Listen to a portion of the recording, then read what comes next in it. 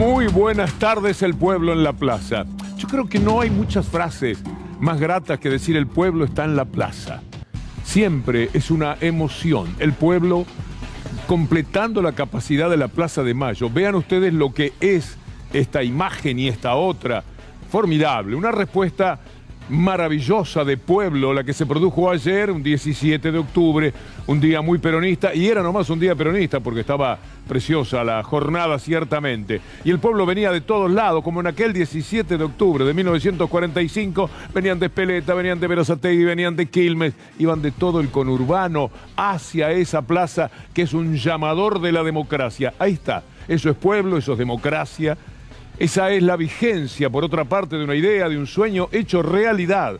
Porque hay sueños que nunca se cumplen. Y hay sueños de trabajo, de prosperidad y respeto por el laburante que se cumplieron en todos los casos. Por eso esta plaza tiene ese altísimo significado. Por más que la quisieran ningunear, apareció inmediatamente la mafia de Clarín, de Héctor Mañeto, diciendo no había tanta gente en la plaza, no vaya a creer que había tanta gente. El cristinismo copó el acto, dice, en una plaza que no estuvo llena. Estos mienten hasta por gusto. ¿Qué necesidad? La plaza no se llena con 7 millones de personas. Alcanza con menos. No es tan significativo. Sin embargo, ellos no quieren que la plaza estuviera como está ahí. Pueden ver esto distinto. Mírelo un ratito, en serio. Usted tiene un diario y usted tiene que poner un título. ¿Cuál es el que no pondría de ninguna manera? Que la plaza no estuvo llena. Puede poner multicolor, variopinta, qué sé yo. Tantas cosas, pero que no estuvo llena. Es un disparate, un mamarracho. Por otra parte, la plaza venía llenándose nada más que de la pirámide para acá. Ahora estaba llena hasta la Casa Rosada, toda llena. Era toda Plaza de Mayo. Era San Perón. Era San Perón. Estaban allí los pueblos reunidos con todas las corrientes, con todos los matices, con todo lo que usted sabe que el peronismo puede tener, pero de todas maneras estaban. Y estaban en un solo grito, en un grito de pueblo. Fue maravilloso lo que hicieron. Así que la plaza no estuvo llena, Mañeto. Qué gracioso que es, al fin de cuentas, de este individuo. Para la columna tenemos unas cuantas gracias. Pero permítame, antes del desarrollo del programa, presentar un periodista que yo admiro. No sé, Darío Villarruel, nombré a tu hermano. El doctor Villarruel sí lo admira también. ¿Sí? Totalmente. Nuestro admirado Jorge Alperín, bienvenido. Hola, me hacen poner colorado.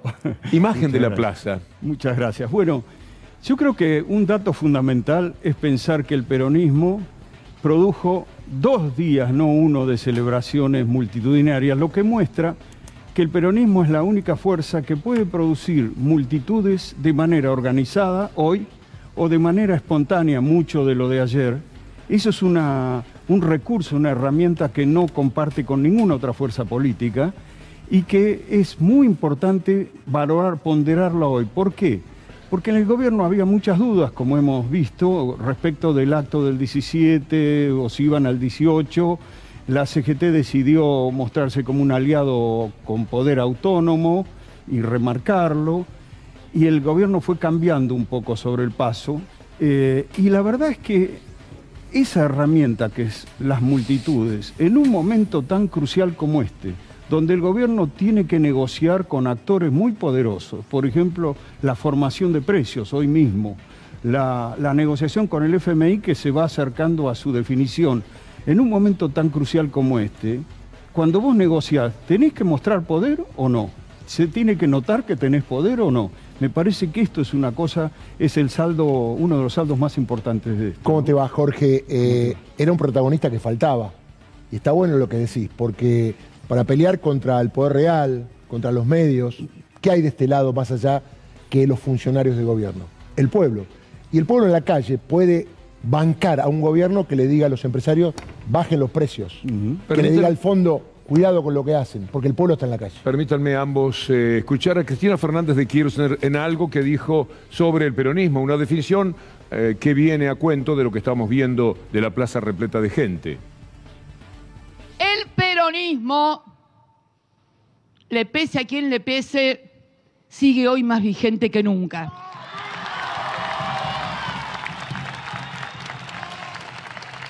¿Y saben por qué? Porque esa propuesta, esa idea, que tuvo la impronta de incorporar a los trabajadores al sistema de decisión de la política nacional, sigue hoy más vigente que nunca. Miren, venía y lo escuchaba mucho tiempo, inclusive durante el tiempo en que fui presidenta o que Néstor también era presidente, que el peronismo no, que el peronismo era una cosa más del centro, que nosotros, que no, que ¿qué es de centro? ¿De dónde el peronismo fue de centro? ¿Pero qué están diciendo? Si Perón funda la tercera posición, ¿es centro cuándo? ¿Qué es el centro de algo? Algo que tiene una izquierda y una derecha, ¿no? Eso es el centro. Bueno, si algo no es el peronismo, es algo entre izquierda y derecha, es algo muy superador, muy superador. ¿Qué te parece, Jorge? Me parece muy esclarecedor y no es casual que lo diga Cristina, porque de todas las fuerzas peronistas es el sector, el kirchnerismo, que toma las principales banderas históricas del peronismo, es decir, soberanía política, independencia económica y justicia social. Obviamente, dos de estos elementos están en crisis hoy. La justicia social en una sociedad que se ha vuelto terriblemente desigual y la independencia económica, un país estrangulado por una deuda impagable. Entonces, lo que pasa con el kirchnerismo es que es el sector más atacado en este momento. Es cierto que cuando esas banderas se inauguraron, digamos, desde el peronismo, era una sociedad que estaba creciendo permanentemente, era una sociedad de pleno empleo, ese es un dato fundamental para una cosa que les quería decir. Sociedad de pleno empleo donde un hombre iba del trabajo a casa y de casa al trabajo, es decir, no iba del trabajo a otro trabajo. Es decir, con un trabajo se sostenía una vida familiar. En ese contexto, esta sociedad de hoy, aquella no era una sociedad tan desigual, por supuesto, tan extremadamente concentrada la riqueza y sobre todo extranjerizada, era una sociedad muy distinta a esta y hoy no estamos en una sociedad de pleno empleo. Entonces me parece que viene un reto cultural y político muy grande, que es el siguiente. Yo coincido con lo que señaló hoy el documento de la CGT y el presidente en cuanto que hay que poner en el centro de las políticas la creación de empleo. Hoy no se está creando mucho empleo, el sector privado no está creando mucho empleo. Pero más allá de la coyuntura, leía a un economista que decía algo muy sugestivo. La sociedad que viene es una sociedad donde va a ser necesario separar el ingreso de tener o no trabajo. Es decir, tener un trabajo hoy día, incluso para sectores que tienen trabajo formal en blanco, no les alcanza para mantenerse hasta fin de mes, para cubrir todas sus necesidades, aún teniendo un trabajo en blanco. Entonces, lo que viene es un proceso en el mundo, y no solo acá, donde el capitalismo no genera suficiente trabajo para la población. Y por lo tanto, una parte de la población no va a tener trabajo y el efecto de eso va a ser sobre los que tienen trabajo, que le va a tirar el sueldo para abajo. El Papa habló del salario universal. Claro, ese es uno de los elementos centrales, pero no solo ese, sino otras políticas, por ejemplo, la asignación por hijo, los IFE, los salarios familiares van a tener que ser unificados porque la persona va a componer sus ingresos no solo con lo que venga del trabajo genuino, sino también con el Estado. Vamos a ver lo que dijo el Papa. En encuentros pasados hablamos de la integración urbana, la agricultura familiar, la economía popular. A estas que todavía exigen seguir trabajando juntos para concretarlas, me gustaría sumarle dos más: el salario universal y la reducción de la jornada de trabajo. Un ingreso básico, el IBU, o salario universal, para que cada persona en este mundo pueda acceder a los más elementales bienes de la vida. Es justo luchar por una distribución humana de estos recursos. La reducción de la jornada laboral es otra posibilidad. El ingreso básico, Hugo, es una posibilidad. La otra es la reducción de la jornada laboral. Y hay que analizarla seriamente. El Papa jugando muy fuerte en materia de opinión. Le decía Jorge, ¿se volvió peronista, si no lo era, o es marxista? ¿Quién? Porque el Papa... No, dijeron siempre que era peronista, ¿no? Bergoglio. Era peronista, Sí, pero ahora va creo más que allá. Era de un sector del peronismo, Guardia de Hierro, claro. creo, en su origen. No Va sé por la reducción de jornada de trabajo, y lo dijo en este sentido. Hoy estamos alienados. Hay gente que tiene 3 o 4 laburos y no le alcanza, y hay gente que no tiene ningún laburo y no come. ¿Cómo hacemos con eso, no? Bueno, el reto que viene es, por un lado, de tipo cultural, como decía al principio. Es decir, primero, tenés que lograr eliminar el estigma que pesa hoy sobre los que reciben asistencia del Estado como vagos planeros. Tenés que eliminar eso. En ese sentido me molestó muchísimo, no muchísimo, pero no pude coincidir con lo de Massa hablando de sustituir planes por trabajo porque ayudó al estigma que existe. Pero es opinión personal. Claro, lo que no... A ver, mientras un sector de la sociedad, incluidos sectores vulnerables, piense que quien recibe asistencia del Estado es un vago planero, como digo, es una batalla que la ganó hasta ahora la clase alta, no se va a poder lograr que la gente sostenga y apoye políticas que tienen que brindar esa asistencia. Hay que trabajar culturalmente. Toda esa gente es estafada por el capitalismo. El capitalismo es el que determina que el mundo sea lo que es. Tiene que devolverle a esa gente lo que el capitalismo le ha robado y que definitivamente de eso ya no se va a poder discutir. No vamos a poder. Es más fácil ir volando vos y yo a la luna de la mano que sacar el capitalismo. Pero entonces tenemos que adecentarlo. Claro, pero además hay que lograr que la sociedad deje de ver al que recibe asistencia, porque van a tener que recibir asistencia muchos sectores del trabajo que hoy miran con desconfianza a los que reciben subsidios. Van a tener que cambiar su cabeza porque ellos mismos van a necesitar de esa asistencia para completar sus ingresos en el mundo que viene. Ya hoy es así. Y además otra cosa que va a tener que cambiar culturalmente es la imagen del Estado enemigo, el que te saca y no te da nada. El Estado da salud, educación, vivienda en muchos casos, justicia, aunque esté cuestionado hoy parte de la justicia. El Estado provee una serie de bienes que no va a dejar de proveerlos, no va a poder dejar de proveerlos. Ahora bien, esa sociedad donde el Estado pueda asistir a gran parte incluso de los que tienen trabajo, va a necesitar que los impuestos se cobren. Déjame nuevamente, estamos con Jorge Alperini, es un lujo, un verdadero gusto, qué lindas tus columnas además, que disfruto.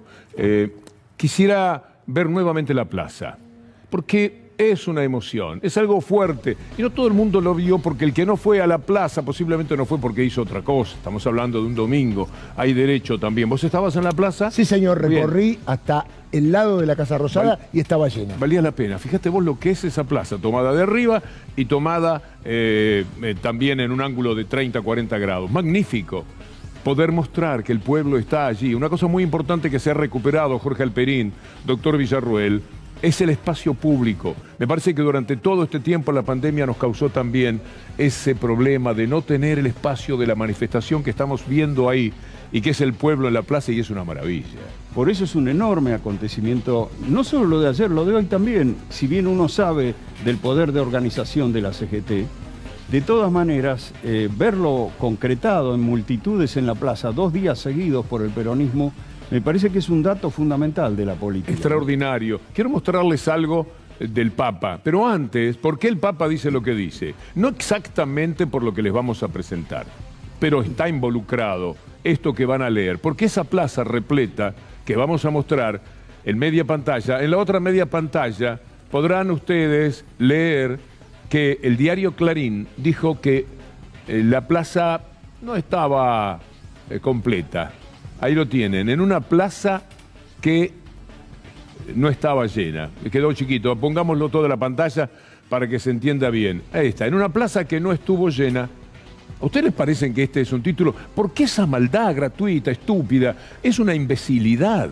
Es algo que no tiene ni pie ni cabeza, porque mucha gente debe haber visto que la plaza estaba repleta, pero ellos quieren negar hasta eso. Mienten ante la evidencia. Alguien ha dicho que a los tontos no hay evidencia que los convenza cuando de una tontería están demasiado convencidos. Ahora bien, si son capaces de mentir en esto, tiene razón el Papa en esto que vamos a leer, ¿no? Miren este tuit de Francisco, que es muy interesante cuando habla de los medios de comunicación. Pido que terminen con la lógica de la posverdad, la desinformación, bueno, también de paso la difamación, la calumnia y esa fascinación enfermiza por el escándalo y lo sucio, y que busquen contribuir a la fraternidad humana. Teléfono, Clarín, atiendan una vez lo que le dice el Papa, lo que le dice cualquier persona que tenga sensibilidad en este mundo. Es un horror lo que hicieron, pero de vez en cuando se quitan la careta totalmente porque en su exageración, alguien podrá decir, bueno, yo vi un momento en el que la plaza no estaba llena, es verdad, ahora incluso podemos decir una plaza vacía, porque hay 300 personas caminando por la Plaza de Mayo en este momento. Hay que tomar el momento, el instante más importante, el apogeo de la convocatoria, es este. Entonces la plaza estuvo llena, maravillosamente repleta de público. Ayer, dijo Catopodis, en la plaza, la movilización fue en respaldo de Alberto y Cristina. Tratan de encontrarle un valor político a lo que allí sucedió. Vamos a ver cómo lo señala Catopodis. Y lo que está en juego este 17, como cada 17, es el rumbo del país. Lo que refrenda el pueblo en las calles y en la plaza, como lo hizo aquel 17 de octubre, es la decisión de ser felices. Y aquel 17 de octubre no había nada que pudiese explicar lo que iba a pasar. Y fue una invención, fue la gente y el pueblo que salió a defender a su líder, pero fundamentalmente a rescatar y a defender su vida, la decisión de ser felices, que era lo que en ese momento el coronel Perón y después el general les iba a garantizar. Así que para nosotros es muy importante, creo que también es respaldo al presidente. También vale la pena rescatar algo que dijo Cristina el sábado sobre un 30% de la población votando extremismos. 30%. Mucho. Muchísimo. Muchísimo. Muchísimo. Yo siempre invito a ver. ¿Viste la película Yes, Sweet Car? En Netflix, sí, la de los jóvenes de Europa. Es impresionante eso, impresionante, ¿no? Como es un fenómeno mundial. La derecha, los extremismos es un fenómeno mundial. Se pronuncia. Digamos, eso me parece que es un sector, tiene que ver con la descomposición de los partidos tradicionales, con una socialdemocracia que defraudó profundamente y la búsqueda de alternativas. Fíjate que en Estados Unidos eso llevó a Trump, por ejemplo, al poder y hoy el Partido Demócrata está asumiendo que durante varias presidencias demócratas se asoció demasiado a las políticas neoliberales y que tiene que alejarse de ellas. Y como Biden lo quiere hacer, alejarse de las políticas neoliberales, le están pegando de una manera que jamás un presidente de los Estados Unidos tuvo ese tipo de críticas. Nunca ocurrió semejante cosa. Lo que es el TN de allá, ¿cómo es que se llama? Fox News. Bueno. Esa, News. Lo están matando, sí, eso. Claro. Pero no se puede creer las cosas que dicen, con lo que lo comparan, lo que intentan ridiculizarlo. Y todo eso tiene que ver justamente con el propósito de alejarse de prácticas que están condenando al mundo a demasiada hambre. Sí, además se está alejando por ese default que tuvo de años, que lo aisló de muchos de los votantes que fueron a buscar a Trump, creyendo que Trump era anti-establishment. Pero digo, hoy se están barajando en Estados Unidos y en el mundo rico, no solo acá, dos alternativas antineoliberales, por lo que sé. Una alternativa es recuperar el keynesianismo, el New Deal, la inversión en infraestructura, todo tipo de infraestructura como generadora de actividad en la economía, de empleo masivo, pero adaptándola a un mundo que tiene que poner el eje también en el problema ambiental. Ya no se puede pensar como viable cualquier alternativa de inversión, pero en lo económico, sino que hay que cuidar el ambiente. ¿Están convencidos de que la marcha es alejándose en lo posible de las prácticas neoliberales? Es verdad, los demócratas estuvieron muy cerca. Yo he tenido simpatía íntimamente por Obama, por su inteligencia, me parece un buen hombre, pero cuando uno revisa lo que hizo, puso al frente de todo lo que era la economía a la gente de lo privado, que se roba la economía normalmente. O sea que fue un fracaso lo de Obama en ese sentido brutal. Clinton, que ahora está enfermo saliendo, después vamos a tener un informe de Matías Morales, Clinton cerró lo que empezó Thatcher, Sí, Thatcher también, pero Reagan en el 80, Reagan terminando con eso que mencionabas, del keynesianismo, de la participación. Fin del estado de bienestar. Fin del estado de bienestar. Claro. Bueno, la otra alternativa, que también se está estudiando antineoliberal, sería poner el eje en la recuperación social, diciendo, por ejemplo, que crear una escuela tiene más impacto en mejorar la eficiencia económica a la larga que invertir en carreteras. Fíjate que este es un dato muy interesante porque esto lleva al salario básico universal, esto lleva a revalorizar una cosa que la CEPAL dice que es la economía del cuidado. Mucha gente trabaja en la economía del cuidado. Una parte está remunerada y mal, y otra parte ni siquiera está remunerada, ¿no? El trabajo familiar del cuidado de chicos, de ancianos, etcétera. Recuperar eso, ponerlo en valor, eso me parece que mejora la sociedad. Vamos a escuchar a Cristina lo que prometí, después me fui en la charla. Yo he visto muchos festejos, en algunos se ve que no leen ni se ponen a analizar bien todo. Pero bueno, qué sé yo. Hay gente que festeja porque le enseñaron que había que largar globos y bueno, y siguen con los globos. Muchachos, pinchen los globos y pónganse a pensar qué hacemos con el país. Pinchen los globos y a pensar qué se hace con el país, porque un tercio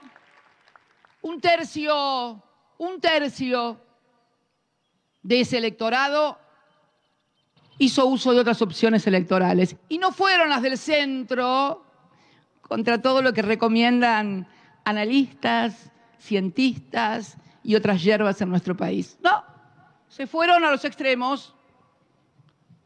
O votaron a los que quieren quemar el Banco Central, porque es el que produce la inflación, o a los que siguen sosteniendo que hay que expropiar todo a todos, y bueno, ya sabemos. Sí, es una derecha muy activa, con mucho poder, todo el poder económico está alineado a esa derecha. Sí, sin duda. Por ejemplo, Milei es el candidato que más minutos de televisión le dedicó los canales principales. Esto no es casual. Digo, además vos, depende cómo lo tratás en una... Es decir, ¿repreguntás o dejás que se floree, digamos? ¿Qué haces con la entrevista, digamos? Algo sé de eso y realmente no había repreguntas. Me he dado un gusto, Jorge, con esta invitación. Para mí también fue placentero, de verdad, encontrarme contigo y con... Y no será la única ocasión. Nos hace bien que nos ayuden a pensar. Muchas gracias. Gracias a ustedes. Jorge Alperín. Nosotros tenemos nuestra agenda también muy completa y vamos a empezar por el memorándum con Irán, por lo nuevo. Usted dice, ¿qué hay nuevo? Si terminó todo. No, no terminó todo. ¿Verdad, doctor? Sí, porque en este fin de semana político por excelencia, y lo festejamos, la vuelta de la política con la gente en la calle, dio una nota la jueza federal Sandra Arroyo Salgado, que era la ex mujer de Nisman. Lo dio en Infobae y tuvo repercusión en los medios hegemónicos. Obviamente, cada vez que ven Nisman, inmediatamente salen a poner en la tapa que lo mataron. Y usted sabe muy bien, lo hemos explicado, y lo dice el expediente judicial, y está muy claro que se suicidó. Bueno, Sandra Arroyo Salgado, que le doy un dato, en la causa de la muerte de su ex marido no es querellante. Ella lo fue y se retiró. Una vez que la causa llegó a la justicia federal, se retiró. Pero no es gracioso que ahora ella diga que es una vergüenza que no haya jueces que se vuelvan a ocupar de la causa cuando ella abandonó como querellante el desafío. Es una vergüenza y es triste que critique a sus colegas por la causa del memorándum, porque acá mezcla todo. A ver, una cosa es qué pasó con su marido y otra cosa es la causa del memorándum, que fue un invento de su ex marido que obviamente no tenía recorrido y había sido archivado ya en 3 instancias por la justicia. Llama la atención que critica a jueces que tienen el expediente, que lo leyeron, y ella sabe muy bien. Mirá, te voy a contar algo que me cuentan en Comodoro Pi. Esta teoría entre el crimen que no existió y la denuncia se llama Lobby Nisman. La encabeza un señor que se llama Waldo Wolf, seguido por Patricia Bullrich, por Laura Alonso, etcétera, que ellos consideran que la única manera que esto funcione es Nisman asesinado por el tema del memorándum. Si se cae el memorándum, se cae Nisman asesinado. Y esta es la cuestión que los molesta. Vamos a escuchar a Sandra Arroyo, que está inquieta por la causa de la foto del presidente en Olivos, pero después le cuento, dale.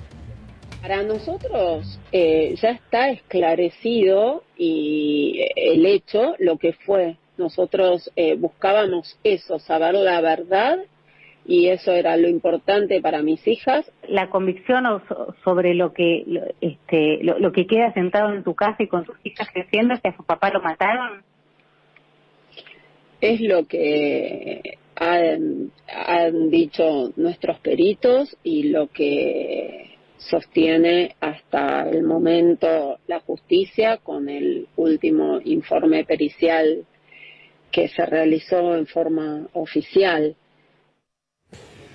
A ver, uno de sus peritos, el más importante, el que con más antecedentes tenía, se llamaba doctor Raffo. ¿Sabe qué pasó con Raffo?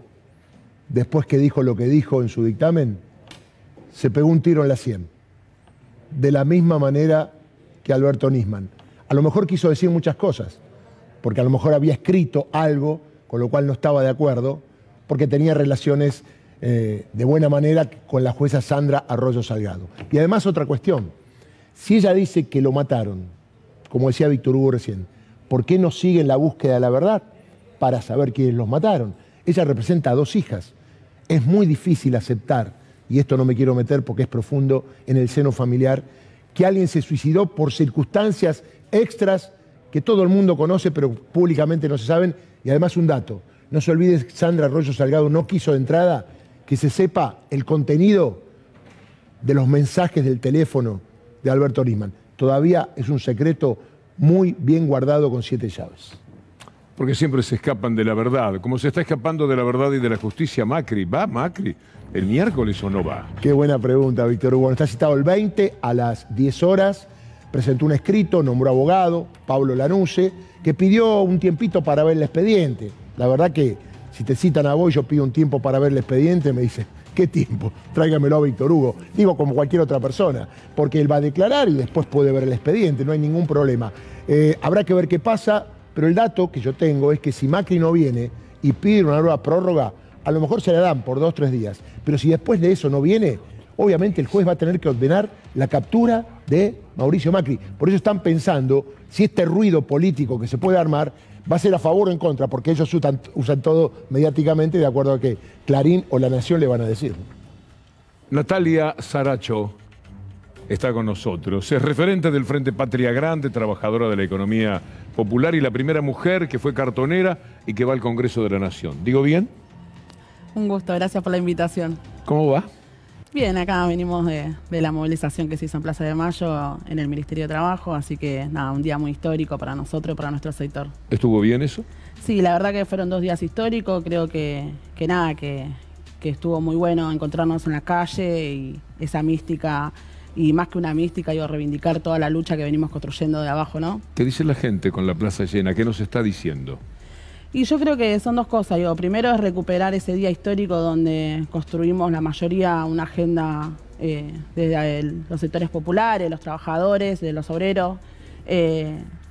Un espacio político que nos represente, el peronismo, ¿no? Vengo de una familia peronista y creo que reivindico mucho este día como militante también. ¿Qué ha sido para vos el peronismo, para tu familia, para tu historia? ¿Qué significó en la calidad de vida? Y transformaciones, derecho, reivindicación, digo, poder tener la posibilidad de planificar, ¿no? De construir a largo plazo. Creo que para nosotros hoy reivindicamos esa lucha y también proponemos de que hoy puntualmente, digo, como trabajadora de la economía popular, creo que hoy somos fundamentales. Esa discusión que se está dando, ¿no? De los planes, digo, somos un emergente que salimos, que nos tuvimos que inventar nuestro trabajo y que hoy nosotros luchamos para que la sociedad entienda y parte de la política que somos los excluidos del siglo XXI y que reivindicamos esa lucha de los trabajadores y trabajadoras de la economía popular. ¿Qué es ser trabajadora de la economía popular? Bueno, somos los emergentes que salimos a inventarnos nuestro trabajo por la crisis económica. Yo puntualmente vengo de la organización cartonera, que nace de la crisis del 2001. Nos tuvimos que inventar nuestro trabajo por una necesidad. ¿Todavía sos cartonera? Sí, trabajo en la cooperativa Amanecer de los Cartoneros. Soy de Villa Fiorito. Y la verdad que esa experiencia también permitió que se puedan organizar muchos compañeros y compañeras en otras ramas, como los trabajadores, los vendedores ambulantes, los que trabajan en la tierra, los polos textiles, ¿no? Un cartonero que va con uno de esos carritos llenos de cosas y avanza por las calles de Buenos Aires, ¿Cuánto puede ganar ese día? Un promedio. ¿Cuánto crees que consigue llevarse a su casa? Y 1.500 pesos, más o menos 1.000 pesos, depende, ¿no? Es mucha suerte, ¿verdad? Digo, la verdad que la pandemia, primero la pandemia del macrismo y después la pandemia del COVID, profundizó mucho la desigualdad. Eso se expresó también en la falta de consumo, digo, y también... ¿A dónde nos llevan todo eso? Hoy nosotros lo que estamos organizados, nuestra mercadería va a los que son los predios de acopio, donde la organización y la conquista cartonera hizo que podamos pensar en un esquema donde estemos organizados, donde podamos vender en conjunto, a mejor precio, digo, donde nuestra... ¿Hay cartoneros más hábiles que otros, más sabios, más conocedores, que saben más dónde buscar? No, la verdad que en la calle es rebuscártela, es vivir el día a día, es nada, la experiencia de la calle te da otra sabiduría, obvio, ¿no?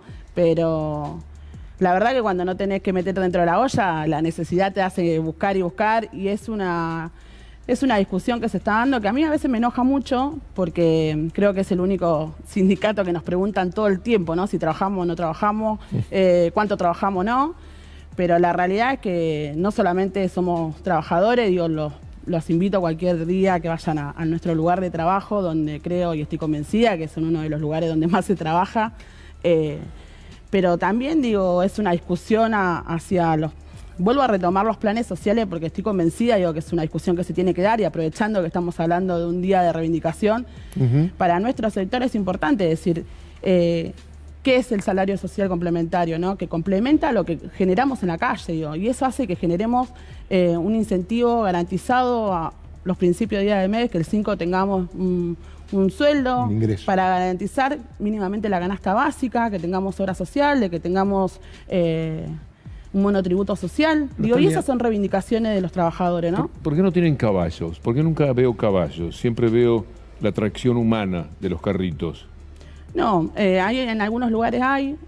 Igual está medio prohibido eso, ¿no? Sí, pero también pensé en eso, por eso la pregunta. Nosotros reivindicamos también, digo, que es injusto, digo, de ver a los compañeros acarreando tantos kilos, ¿no? Totalmente. Digo, la organización permitió que podamos avanzar en un montón de conquistas, que hoy tengamos logística, que puedan trasladar esa mercadería, que es muy pesada. Pero bueno, hay muchos lugares que todavía no están organizados y que faltan. ¿Cómo están los barrios? El conocimiento profundo de cada uno de ellos, de aquí a las elecciones, ¿qué los estás viendo? Mira, yo lo decía recién, ¿no? Creo que estamos en un momento muy difícil donde se expresa, digo, nosotros lo vemos, que creo que el termómetro en los barrios también son los comedores comunitarios. Donde vemos que la gente va a buscar la vianda, que hay mucha gente que quedó sin laburo y bueno, lo vimos en los índices de pobreza, ¿no? Más del 40% de pobres. ¿Cuántos son los cartoneros? ¿Tenés una idea? ¿Están de alguna manera censados o sabés vos? Hay más de 20.000 cartoneros organizados, pero hay mucho más que todavía no están organizados. La verdad que hay muchos compañeros que todavía siguen trabajando en formas muy precarias, inhumanas, ¿no? En basurales a cielo abierto, en las peores condiciones. Por eso que nosotros planteamos que lo que dejó el IFE fue una evidencia de que hay un montón de compañeros y compañeras en edad laboral que no tienen un ingreso y que claramente trabajan de algo, porque nadie vive sin trabajar. ¿Y la pandemia qué pasó? ¿Recibieron el IFE todos, no todos?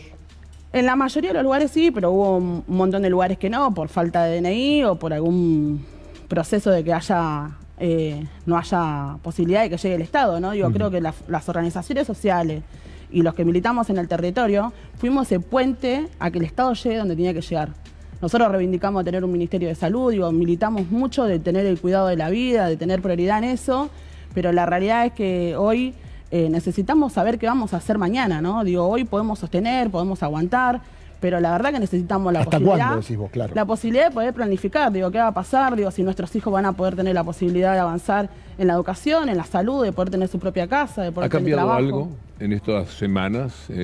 ¿Percibís algo o la situación está en stand-by, está congelada con lo que sucedió en Las PASO? No, yo creo que, digo, nosotros lo que necesitamos es saber qué vamos a hacer después. Digo, la gente, la verdad que sabemos, no somos incrédulos y tampoco vamos a caer en la antipolítica. Nosotros sabemos que lo que está del otro lado es mucho peor, nos endeudó, nos empobreció, profundizó mucho la desigualdad, Pero estamos convencidos, digo, que tenemos que salir a militar. Desde el Frente Patria Grande vamos a salir con la campaña a recuperar los votos de los barrios. Cuando hablas con alguien de la derecha, que votó derecha y lo sabés, alguien tiene que haber sido un señor de enfrente, un amigo, y conversás con ellos, ¿qué te dicen? ¿O qué les decís vos? ¿Cómo es el diálogo?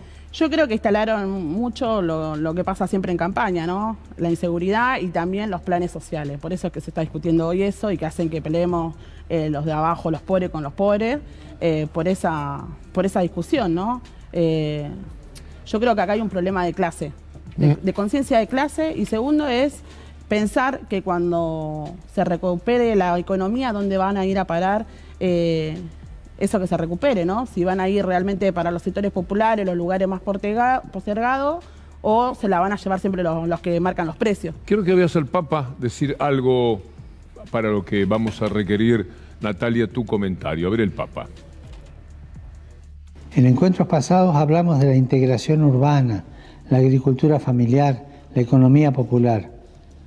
A estas que todavía exigen seguir trabajando juntos para concretarlas, me gustaría sumarle dos más: el salario universal y la reducción de la jornada de trabajo.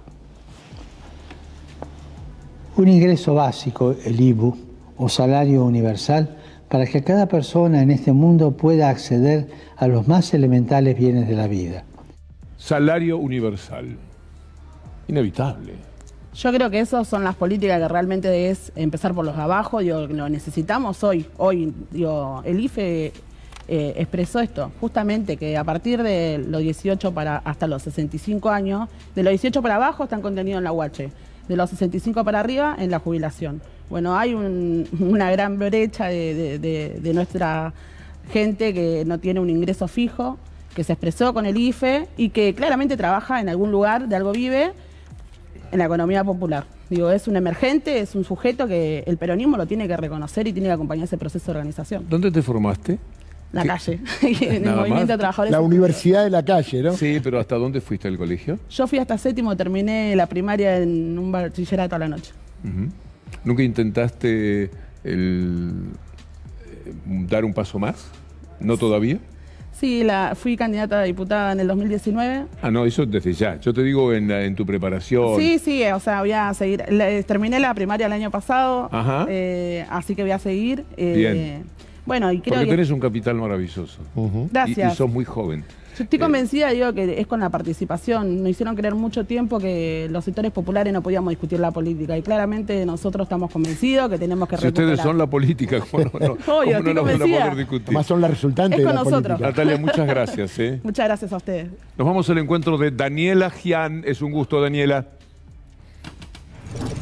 Hola Víctor Hugo, muy buenas tardes. Estamos aquí en la avenida Ingeniero Huergo, en la esquina con Moreno. Mirá la cantidad de autos que hay intentando salir de la ciudad de Buenos Aires a esta hora, después de una jornada de muchísima gente en las calles, de una marcha multitudinaria a pocos metros de donde estamos ubicados ahora.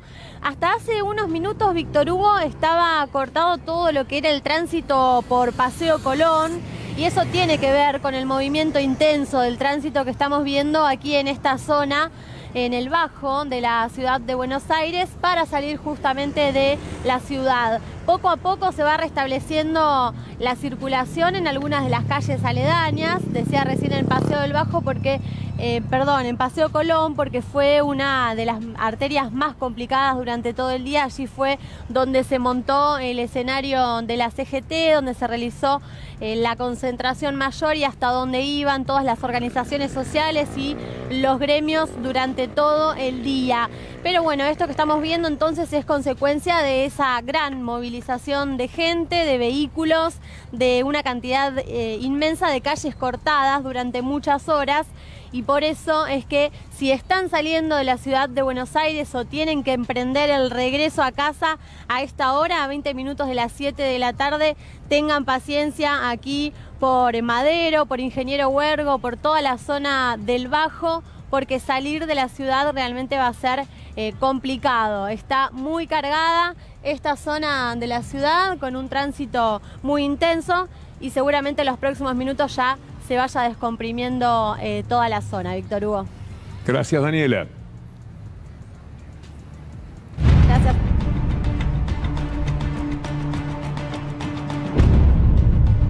Un mundo en conflicto, esto es lo que tenemos. Pero vamos a andar por el vecindario, en este caso, por lo menos al principio, con Nahuel Sosa, especialista en estos temas internacionales. Nahuel, un abrazo, ¿cómo estás? Buenas tardes.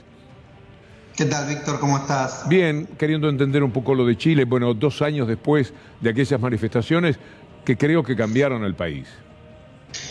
Bueno, totalmente. Me parece que Chile, junto con Perú y también en parte con Colombia, muestran de alguna manera, rompen con la idea del posibilismo, ¿no? Porque rompen con algo nuevo. García Linera, el ex vicepresidente de Bolivia, siempre utilizaba el concepto de oleada para entender a veces lo que pasaba en nuestra región.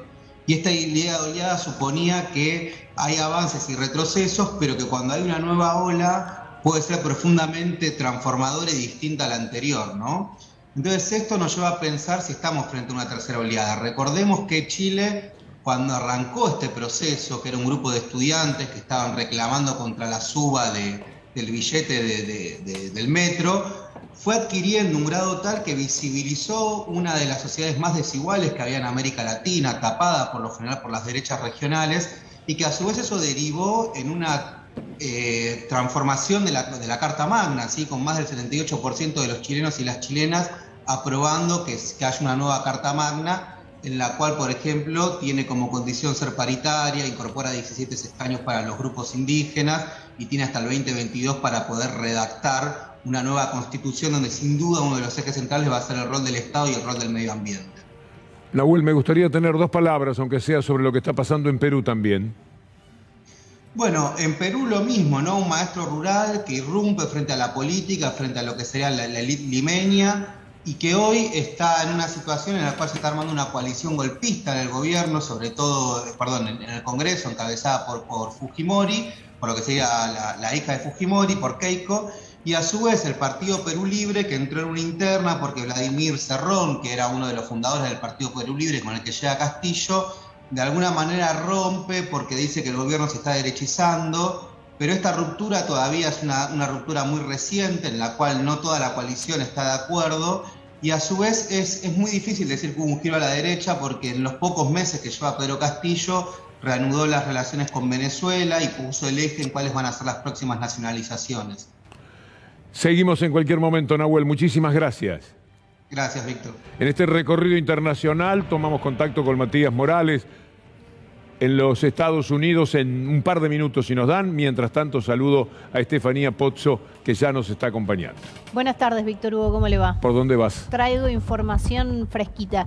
Un poco por el lado de la novedad del día, que tiene que ver con los precios, el acuerdo de precios que se está en este momento terminando de definir, o por lo menos empezando a culminar su definición con por supuesto, la parte empresaria y el gobierno. 1.245 son los productos que el gobierno quiere que integren este listado de precios congelados hasta el 7 de enero. Alguna precisión sobre la política antiinflacionaria del gobierno vamos a hacer. Y en otro punto vamos a ver qué está pasando en Estados Unidos en la pospandemia y la reactivación económica. Sí, tienen un problema, un enfrentamiento muy serio con Biden. Por lo que Biden está queriendo, lo charlábamos con Jorge Alperino hace un ratito, alejarse de las prácticas neoliberales más terribles salvajes que hay en el mundo, ¿verdad? Más salvajes, digo. Sí, las más salvajes, efectivamente. Sí, tienen un debate muy grande respecto de la elevación del techo de la deuda de Estados Unidos. Lograron una solución temporal hasta diciembre, pero hay algunas discusiones hacia dentro de la economía norteamericana de qué manera se sigue hacia adelante. Pero estamos muy enfocados en lo nuestro, en lo que significa el acuerdo de precios. ¿Se hará realidad? Miraba a Funes de Rioja antes hacer declaraciones, o no sabe nada, o no quería soltar prenda, o no están demasiado dispuestos. Ahora sí, el contacto con Matías Morales. Muy buenas tardes, Matías. Vamos a empezar por la muerte de un hombre que fue fundamental en la política norteamericana. Hablamos de Colin Powell. Muy buenas tardes. Hola, buenas tardes, qué gusto saludarlos. Así es, falleció Colin Powell, el ex secretario de Estado norteamericano durante la administración de George W. Bush. Powell tenía 84 años y padecía de cáncer de la médula ósea, pero murió por complicaciones derivadas del coronavirus, a pesar de que se había dado las 2 vacunas contra la enfermedad. Este hecho fue noticia, por supuesto, en todo el país, pero fue recibido sin demasiada emotividad. ya que por un lado se había alejado del Partido Republicano y era un feroz crítico del exmandatario Donald Trump, al que llegó a calificar de vergüenza nacional. Y por otro, pasará a la historia por haberle mostrado al mundo las pruebas falsas sobre las supuestas armas de destrucción masiva de Irak que justificaron la posterior invasión. De cualquier forma, Powell también será recordado por haber sido el primer afroamericano en ser asesor de seguridad nacional, jefe del Estado Mayor Conjunto y secretario de Estado. En la película, en la serie Punto de Inflexión, que vale la pena ver, después de los 3 primeros capítulos sobre el ataque a las torres, hay un capítulo que marca lo que Colin Powell, ni hablar de Bush y Rumsfeld, etcétera, hicieron para la matanza brutal de los Estados Unidos en Irak. La guerra y los pretextos, lo tengo clarito, Colin Powell mintiendo sobre las armas masivas, de destrucción masiva que tenía Irak. Y otro presidente que está en dificultades, o lo estuvo por lo menos, es Bill Clinton. ¿Qué ha pasado con él, Matías? Sí, el expresidente de 75 años dejó el hospital el día de ayer de la mano de su esposa, la exsecretaria de Estado, Hillary Clinton. Había dado positivo de una infección urinaria. En un primer momento se había pensado que tenía coronavirus. Esto posteriormente se terminó desmintiendo, pero había generado bastante preocupación porque había ingresado en el hospital con bastante fiebre. De cualquier manera, se comunicó que ya se estaba recuperando de una sepsis, que es una reacción extrema a una infección y que ya estaba fuera de peligro. Bien, Matías, muchas gracias como siempre. Gracias a ustedes, hasta pronto. Estamos aprovechando todos los tiempos y volvemos a Estados Unidos, pero ahora para hablar de economía a partir de Estefanía Pozzo. Tenemos una congestión, vimos hace tiempo en el canal de Suez una historia que nos parecía de ciencia ficción. Bueno, algo no tan tremendo como lo que se vio en el canal de Suez, que era directamente el bloqueo del canal porque se había atravesado un buque, pero sí una congestión de buques se está viendo en Estados Unidos. Vamos a ir viendo las noticias. ¿Por qué? Porque aumentó mucho la demanda de bienes de consumo en Estados Unidos. Se empieza a reactivar la economía y empiezan a demandar más. No están viajando tanto los estadounidenses. Esto que estamos viendo en pantalla tiene que ver con otra de las noticias. Primero vamos a ver qué pasa con los buques. Aumento del 22%, entonces decíamos, de la demanda. Ahí lo estamos viendo ahora sí en pantalla, la BBC. Crisis con los contenedores, porque hay tantos barcos haciendo fila para entrar a Estados Unidos. La crisis, el pico, fue en septiembre, que llegaron a estar 73 buques en filita en espera para entrar a los 2 puertos más importantes de California. Uno es el puerto de Los Ángeles y otro es el puerto de Long Beach. Esto fue reduciéndose, pero había al 13 de octubre 50 buques esperando, buques contenedores. No estamos hablando de barquitos chiquitos, son una gran cantidad de productos que llega desde China. Insisto, tiene que ver con el aumento de la demanda en Estados Unidos y un envío un 25% mayor a la economía norteamericana de todo este tipo de bienes. Ahora, además de todo esto que estamos viendo, sí vuelvo a pedirle allí a Juan Pionganía que nos ponga en pantalla qué pasa con los bancos, porque, claro, ¿cuáles son los sectores que se favorecen de la reactivación económica norteamericana? Los bancos. Es uno de los sectores que más cantidad está presentando ganancias, de hecho por encima de las expectativas, y ahí ven los números, ¿no? 28.700 millones de dólares en el tercer trimestre, los 4 bancos más importantes de Estados Unidos. Y hay un dato más, no sé si tenemos tiempo para repasarlo, pero cualquier parecido con la realidad argentina no es mera coincidencia, Víctor Hugo, tiene que ver con las alimenticias y una práctica que llevan adelante también en Estados Unidos. ¿Cómo camuflan el aumento de precio? Hacen los paquetes más chiquitos. Hacen los paquetes más chiquitos. Entonces, se compra, pensás que compras la misma cantidad, que en realidad no es que los paquetes, sino la cantidad de los paquetes viene en menos cantidad, y por supuesto es algo que sabemos que sucede en Argentina también. Con los remedios sucede mucho también. Hoy mi amigo Adrián Stoppelman hacía un análisis al respecto, es decir, te viene un frasquito de pastillas con 28, porque no para todo el mes, por ejemplo. Es decir, te reducen papel higiénico, mucho más corto. Claro, y mantienen el precio. Entonces uno va y dice, bueno, sale lo mismo. Sí. Bueno, pero en realidad está comprando menos cantidad. Sí, hay muchas maneras de estafar a la gente y las saben absolutamente todas. Por eso es tan importante lo que pueda suceder en esta reunión que se está celebrando en este momento. Vamos a hacer una pausa y en un ratito nomás estamos con la columna.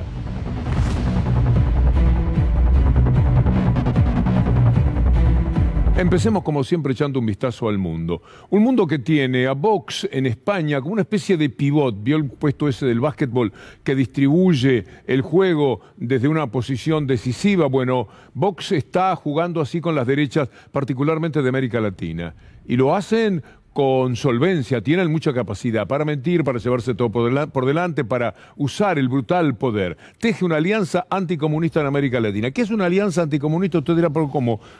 Alianza anticomunista no es una alianza antiizquierdista. Lo que pasa que si le dicen comunista a Biden en los Estados Unidos, imagínese lo que es, por ejemplo, en América Latina con los líderes que llamamos más tendientes a la izquierda. Entonces, para ellos, todo eso es comunismo, de esa manera lo disfrazan, de esa manera lo venden y así es como lo enfrentan desde el poder real. Pero igual se producen cambios en este mundo. Hay que luchar, hay que estar en la plaza como ayer, como hoy. Por ejemplo, en Chile estuvieron en la plaza, estuvieron en las calles hace 2 años y consiguieron esto que vamos a leer ahora. Chile conmemora 2 años del estallido social y da inicio al debate de fondo sobre la nueva Constitución. Esto es lo que pasa ahora. Veamos aquello que fue histórico para los chilenos. Las heridas siguen abiertas. El 18 de octubre se conmemoran 2 años del estallido social chileno, la mayor crisis en 31 años de democracia. Lo que comenzó con un reclamo de estudiantes en contra del aumento al precio del pasaje del metro, desencadenó en una ola de protestas en contra de las desigualdades en todo el país, dejando una treintena de muertos y más de 460 personas con daños oculares. Ahí yo estaba en la marcha, ¿no es cierto? Estaba con mi amigo y la cosa es que estábamos en una esquina y toda la onda. Ellos lo que hacían es tirar una bomba lacrimógena y esas que tiran ellos forman como una cortina blanca de humo. Y cuando se formaba esa cortina blanca, ellos se ponían a disparar a diestra y siniestra. En este momento la policía está reprimiendo, como todas las tardes, está desarmando una marcha que fue pacífica, con gases lacrimógenos, disparándole a los manifestantes. Y estamos acá con la gente de la Cruz Roja que tiene que levantar sus banderas porque los perdigones, los balines y las municiones también llegan hacia este lugar. ¿Tienes como un brazo? ¿Un brazo con algo? Ahí está. Quiero saber si tienes el proyectil. No, solo le pegó. Solo le pegó el proyectil. Esta fue la lucha y esa la consecuencia también, pero es mucho mejor la que hemos mencionado, las conquistas de Chile, el nuevo panorama que se abre para ese país. Pero de todas maneras, la lucha continúa porque mataron hace poco a una abogada que defiende a los mapuches y hubo manifestaciones nuevamente en Chile. En esta jornada, estas son las manifestaciones que se han dado ante la indignación que sigue provocando que todavía no se haya hecho justicia al respecto. El mundo está así, de confundido, de convulsionado, de derechoso, podría decirse también de tonto, de torpe, de imbécil, a la palabra que usted elija. Mire lo que ocurre en Australia. También en Australia hay de lo que hay en buena parte del mundo. Estos son antivacunas, estos son los que no quieren que haya manifestaciones como las que se dan en... Bueno, antivacunas continúan sus marchas en Europa, pero estas son imágenes de Australia porque el mundo entero tiene manifestaciones de esta naturaleza. Salgamos de Australia, de esta marcha, y vayamos a Italia. Las manifestaciones son contra los Green Pass, contra el carné sanitario. Y también allí tenemos esta manifestación en Italia. Porque lamentablemente hay una gran confusión y una gran penetración de los medios que enloquecen y los partidos de derecha que también dificultan el entendimiento de la mayoría de la gente en estos casos. Vamos a ir a otro tema que recién tratábamos en nuestro programa, en los Estados Unidos. ¿Cuál es la manifestación que se ha dado también respecto a lo que son los desabastecimientos que se producen en distintas partes de los Estados Unidos? Porque la pandemia también generó que los barcos llegaran y no pudieran descargar, no pudieran trabajar. Miren ustedes lo que está sucediendo en los Estados Unidos. Tenemos la noticia, aquí está. El aumento de precios y las estanterías vacías suponen un peligro para Biden y para los demócratas. Es decir, también hay un trabajo muy fuerte de la derecha más derecha de los Estados Unidos. ¿Usted quiere ver cómo juegan? Usted que ve lo que ocurre en la Argentina permanentemente, mire lo que se da ahora en este informe de la CNN, pero préstele atención, porque esto es muy revelador y demostrativo de la locura del mundo y de la derecha. The Biden who stole Christmas. Christmas has come early for the anti-Biden media. You'll get your Christmas presents next year. From the network that brought you the original War on Christmas.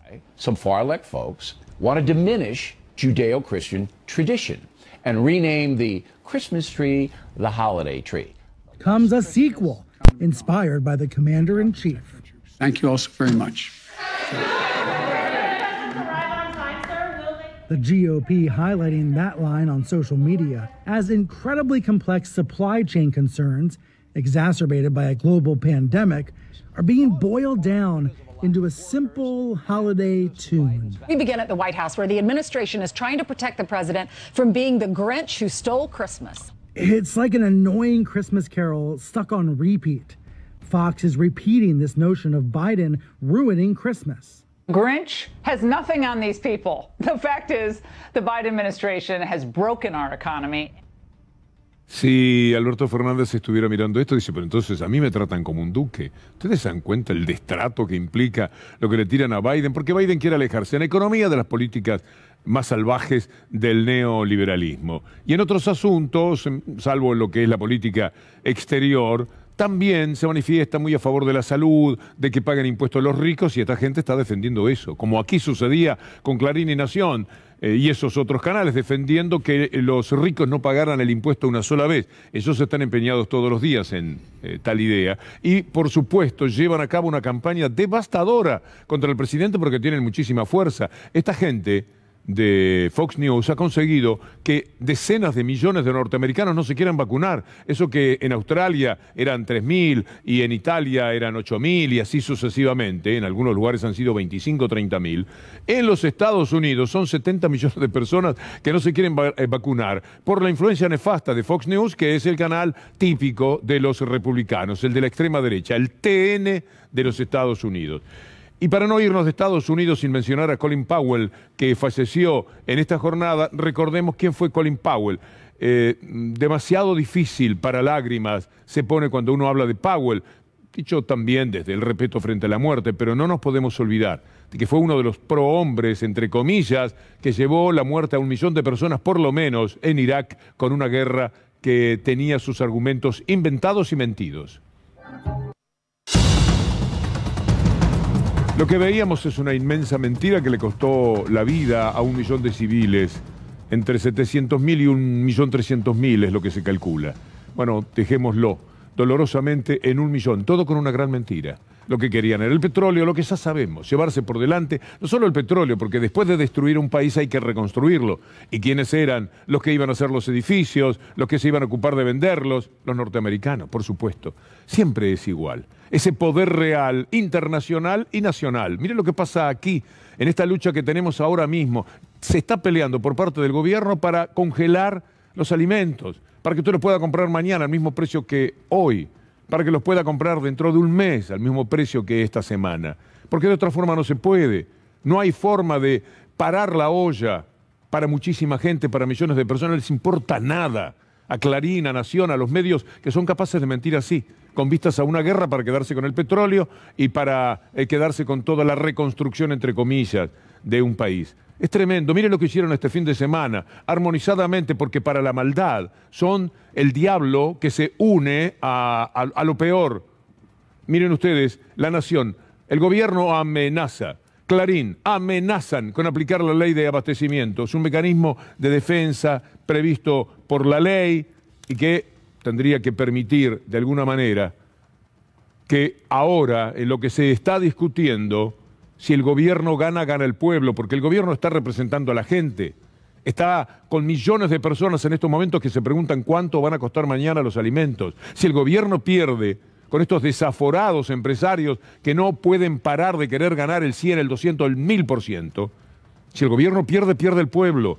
pero ellos juegan a favor de los empresarios, porque son ellos mismos también. Son sus socios, son la élite, son el dominio. Y de esto fueron capaces, el día sábado, para trabajar sobre la idea de la gente, para que piensen en autoritarismo, amenazan, son peligrosos, son tremendos, amenazan. Están diciendo que si no quieren cumplir lo que el gobierno necesita a nombre del pueblo, pues entonces habrá que aplicar la ley de abastecimiento, la ley de abastecimiento, de eso se trata. El Papa ha hablado al respecto. Interesa mucho este tuit que emitió el Santo Padre porque marca también lo que son las grandes corporaciones alimentarias. Les pido que dejen de imponer estructuras monopólicas de producción y distribución que inflan los precios y terminan quedándose con el pan del hambriento.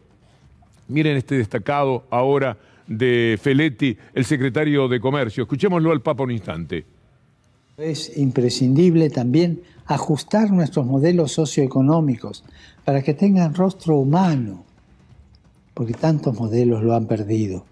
Quiero pedirles en nombre de Dios a los grupos financieros y organismos internacionales de crédito que permitan a los países pobres garantizar las necesidades básicas de su gente y condonen esas deudas tantas veces contraídas contra los intereses de esos mismos pueblos.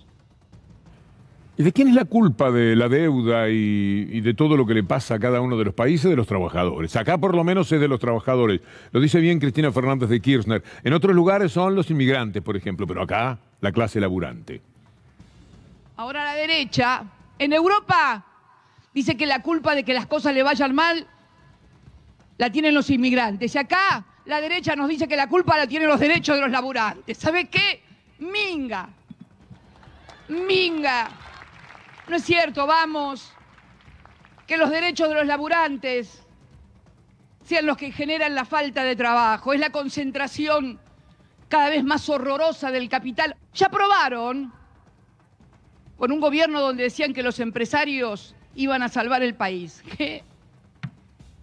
Miren lo que nos pasó con los empresarios mandando en el país. Entramos de vuelta con el Fondo Monetario Internacional. Hoy estamos como estamos. Es necesario que aquellos que se han pasado denostando al peronismo y señalándonos con el dedo y que han fugado al exterior préstamos PBI enteros al exterior en paraísos fiscales, se hagan cargo alguna vez de lo que han hecho y ayuden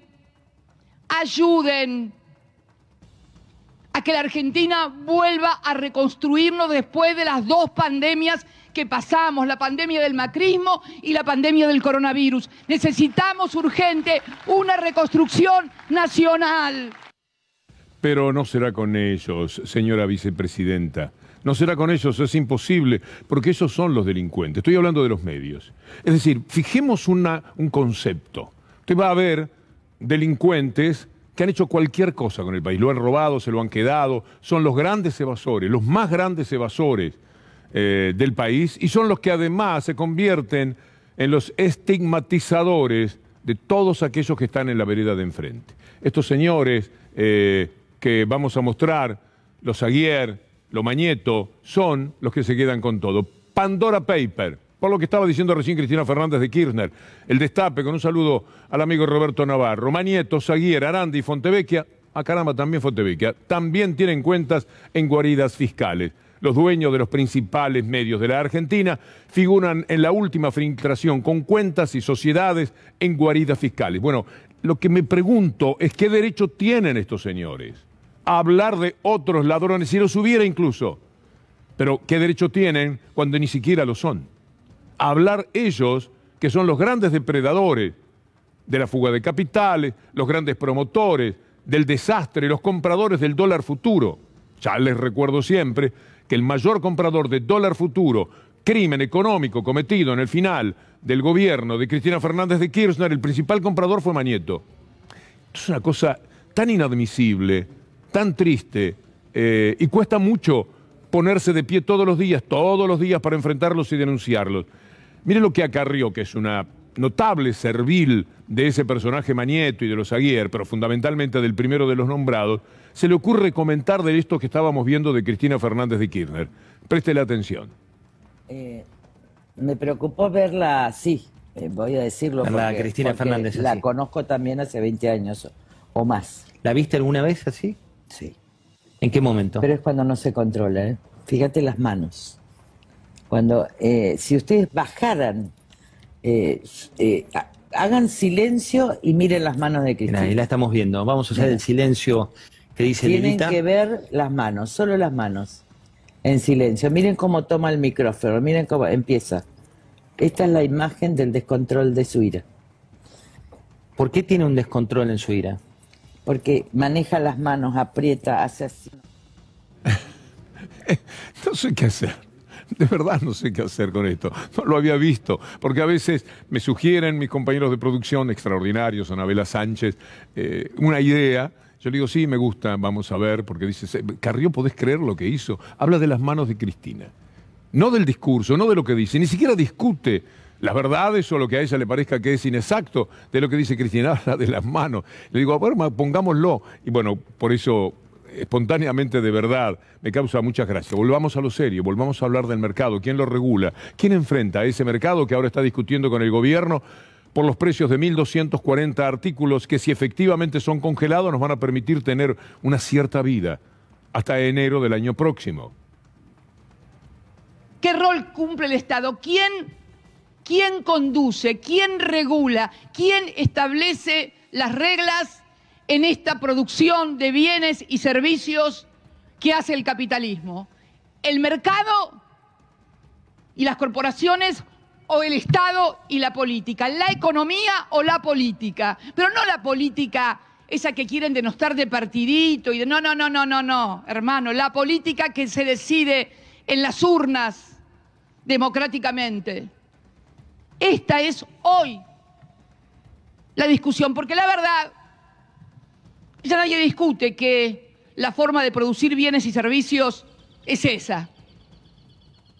Lo que ahora está en disputa es quién regula, quién ordena, quién controla.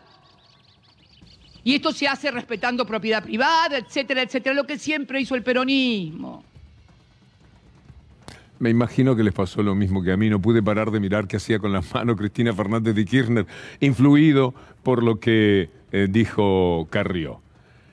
El mercado, la regulación del mismo, lo que se quiere hacer con el país. ¿Usted se acuerda del astillero Río Santiago? Que esa brutal represión del 2018 lo tiene en cuenta, porque después le quiero mostrar algo muy lindo que está pasando ahora. No viene en contra del pueblo argentino, viene en contra de la clase trabajadora. Y por eso viene en contra del astillero, porque nosotros luchamos para otro país. Así que basta de tirotearnos tanto, gobierno. Nosotros no somos el problema, somos la solución, somos los laburantes, loco. Vamos los trabajadores, viva la lucha. Somos una solución, no un problema.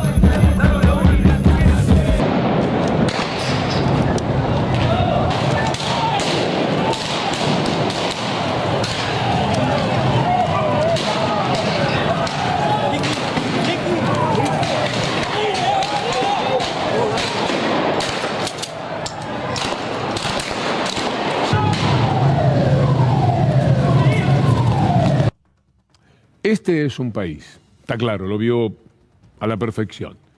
Este pretende ser otro país. Acompáñenme con estas imágenes, Río Santiago, el mismo astillero. Ahí está el primer barco que se pone en marcha. Ahí está la celebración. Los trabajadores y los familiares, la recuperación, otra vez el trabajo, otra vez la ilusión y otra vez la industria de la Argentina. ¿Ya va? Es muy distinto a lo que acabamos de ver, ¿no? Me gustaría hacer una conjunción de lo que veíamos antes en esa tremenda represión y lo que es este barco partiendo. Me parece que vale la pena, porque hay cosas que, como imagen también, cuando son positivas, cuando nos enseñan, cuando nos pueden ayudar a pensar mejor, valen la pena. Vamos a tomarlo, si quieren, en el mismo momento. Ahí están los trabajadores. Ahí están los trabajadores y ahora va a venir, después que dice nosotros no somos el problema, somos la solución, decían los trabajadores. Ahí está la represión brutal.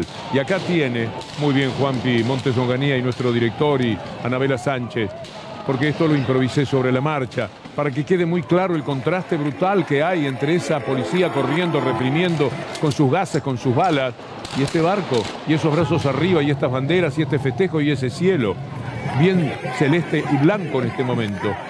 Un cielo de futuro, un cielo de esperanza, un cielo completamente distinto al infierno de la represión que veíamos hace hoy, 3 años, en el 2018.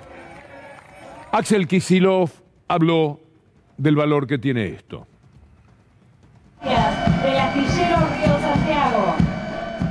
El objetivo es que el astillero vuelva a ser noticia por los barcos que construye. Hoy es noticia por la botadura de un barco y en los próximos días y en los próximos meses va a volver a ser noticia por el trabajo de primera que hacen sus trabajadores, sus directivos y la provincia de Buenos Aires. Ese es nuestro objetivo, recuperar el orgullo del astillero, que es parte del orgullo de nuestra provincia y es parte del orgullo de nuestra defensa, de nuestra soberanía y de nuestra industria nacional.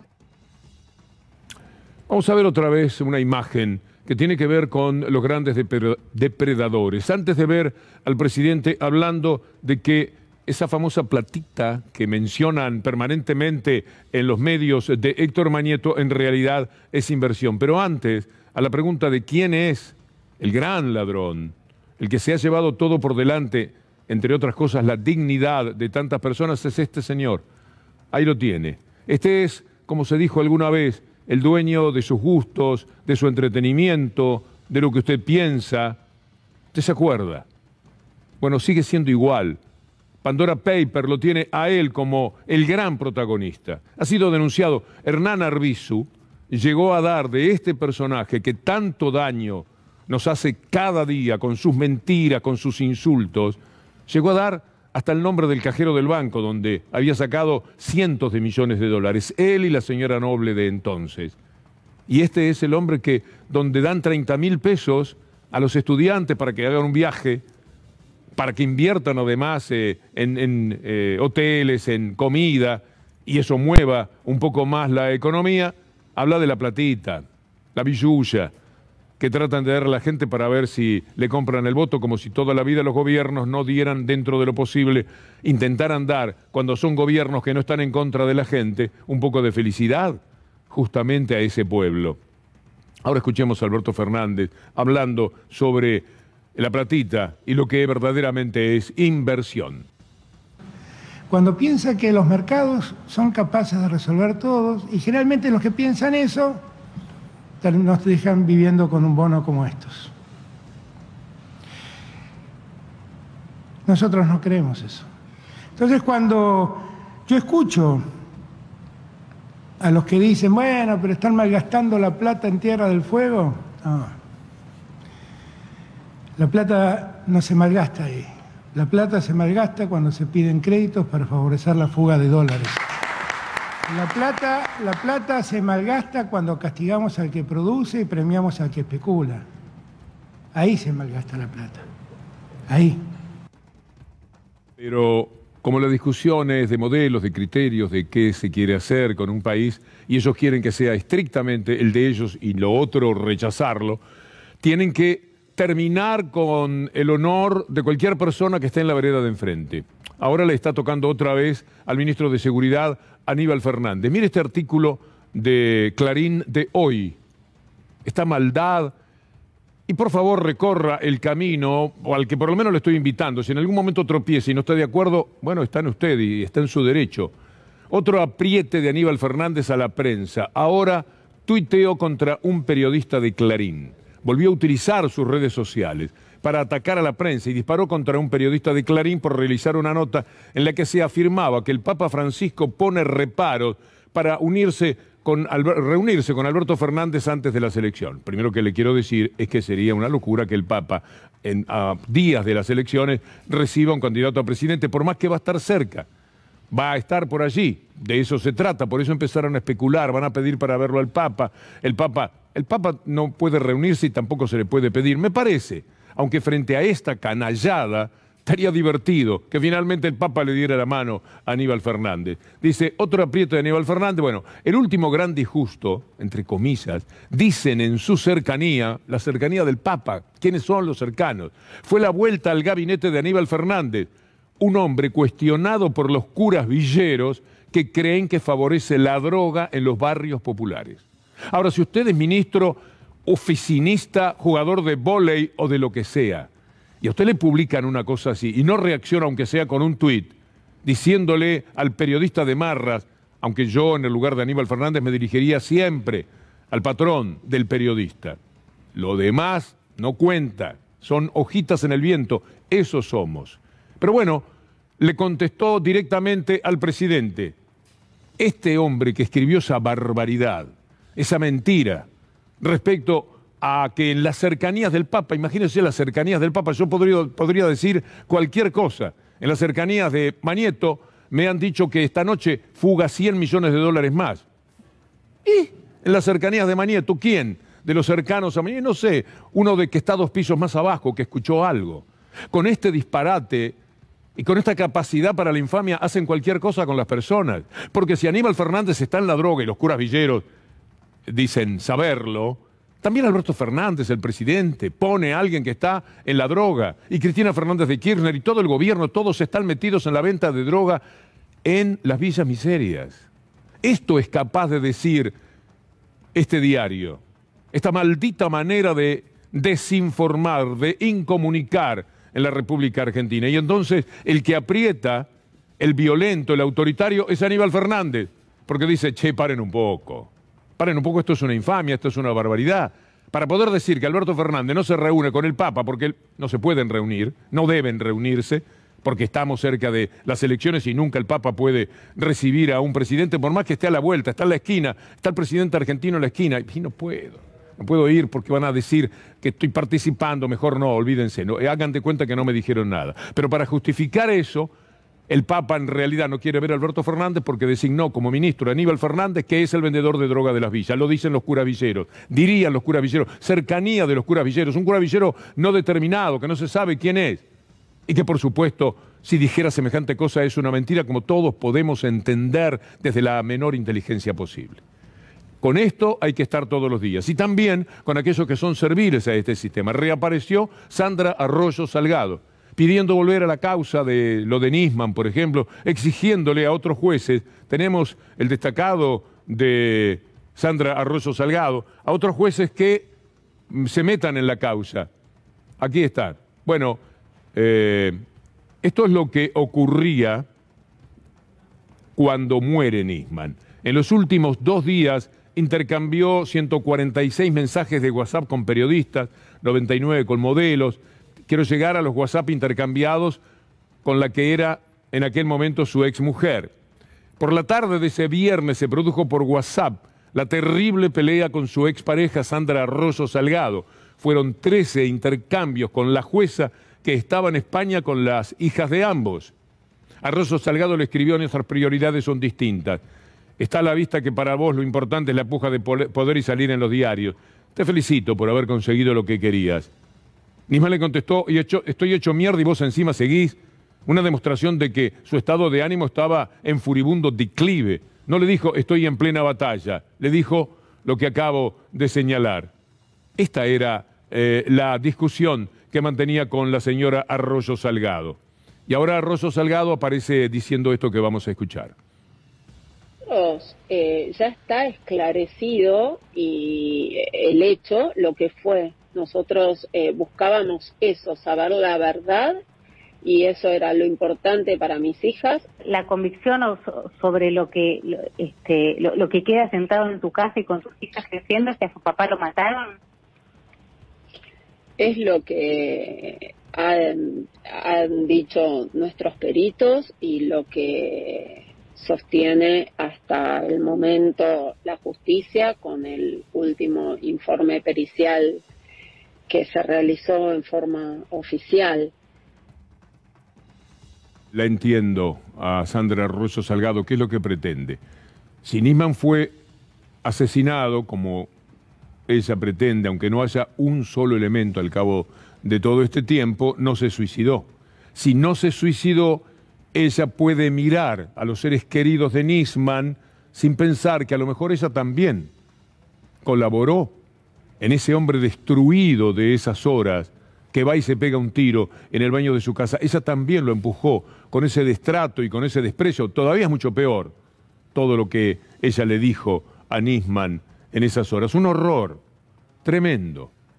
Para quitarse el problema de tener que enfrentar la verdad del suicidio en el que ella podría haber sido una colaboradora más de tantos hechos, no la definitiva, pero indudablemente sumaba a esto. Esta mujer inventa que le pegaron el tiro por acá atrás, cualquier cosa ha dicho por televisión. Volvió loca a la fiscal Fein, no le permitió nunca trabajar, puso la causa en la justicia federal, maniobró todo lo que pudo, hasta que un día dijo, no puedo más, ella dijo, y se retiró de la querella, y ahora pretende que los jueces enseguida lo va a escuchar, porque antes quiero referirme a la DAIA. La pobre cúpula de la DAIA que sigue tratando de continuar con el juicio del memorándum con Irán. Veamos esto. Un grupo de intelectuales, ya saben ustedes cómo es el título de intelectual, no pongamos nombres.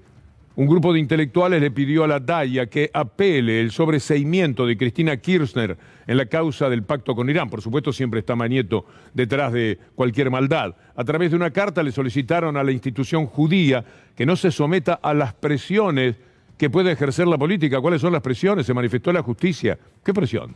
¿De qué están hablando? Bueno, ahora escuche a Sandra Arroyo Salgado decir que los jueces deberían participar. Trabajo por el que él puso su vida en riesgo no se ha llevado adelante, o otros magistrados entiendan que no corresponde que sea investigado, y obviamente que a todas nosotros de la familia nos impacta con dolor. Ella corre el velo de lo que de vez en cuando parece que cae en el olvido, todo lo que motivó el suicidio de Nisman. Ella misma se expone en su servilismo, que también hay que tener en cuenta por ese poder. Un tuit del Papa que habla de estas cosas, ¿sí? Indudablemente es bueno que el Papa pueda decirlo y que se ponga el sello el que corresponda. Por supuesto, mañana Clarín no dice esto es para nosotros, no le hace pensar eso a su gente. Habla mal del Papa, de algo del Papa, contribuye al odio de la derecha con el Papa. Dice Francisco, a los medios de comunicación les pido que terminen con la lógica de la posverdad, de la desinformación, de la difamación, de la calumnia y esa fascinación enfermiza por el escándalo y lo sucio, y que busquen contribuir a la fraternidad humana.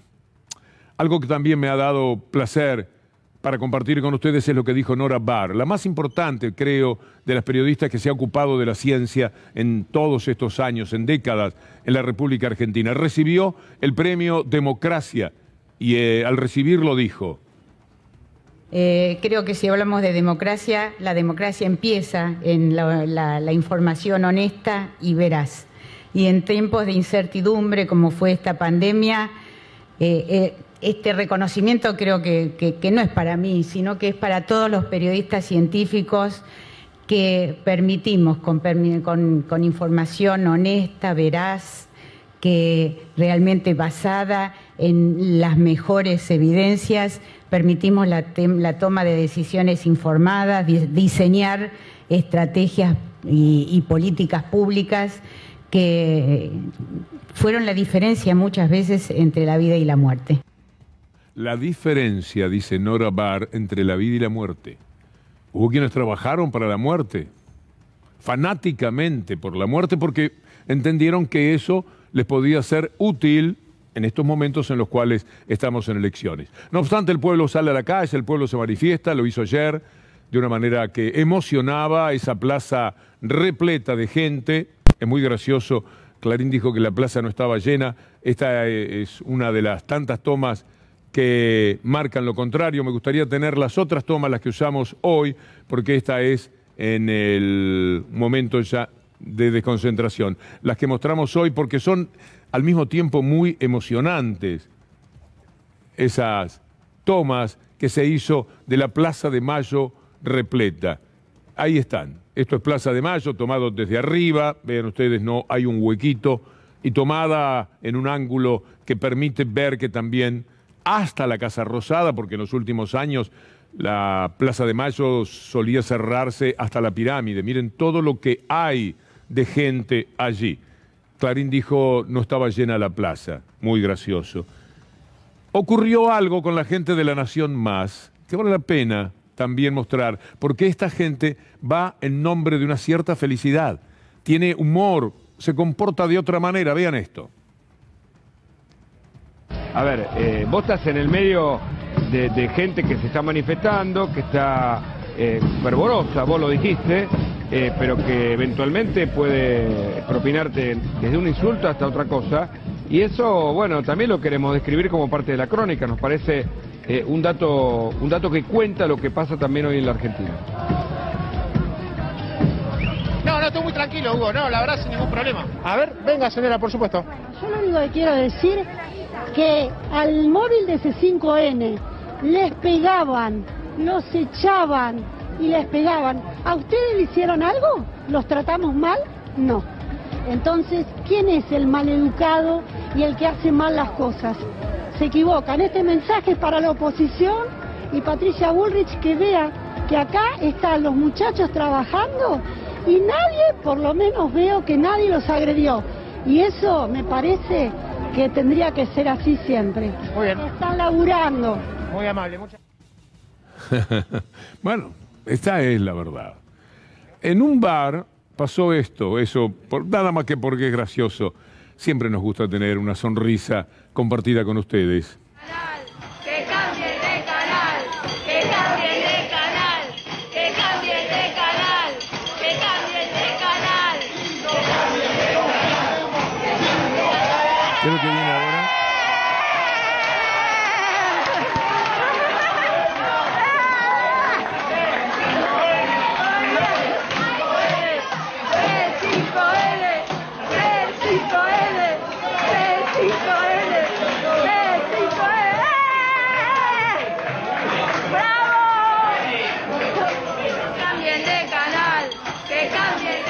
Es un problema también a veces en los bares porque ellos reciben de TN, que es Cablevisión, determinado tipo de beneficios y cada vez que pasan por el bar lo que ven es TN, naturalmente. Y de esa manera nos copan absolutamente a todos. Así son las cosas también. Quiero compartir con ustedes un momento maravilloso que se dio en la marcha de ayer. Fue fantástico. Alguien, me acompañan con las imágenes, que se pone de rodillas y le pide matrimonio a su novia y futura esposa, compañera por siempre.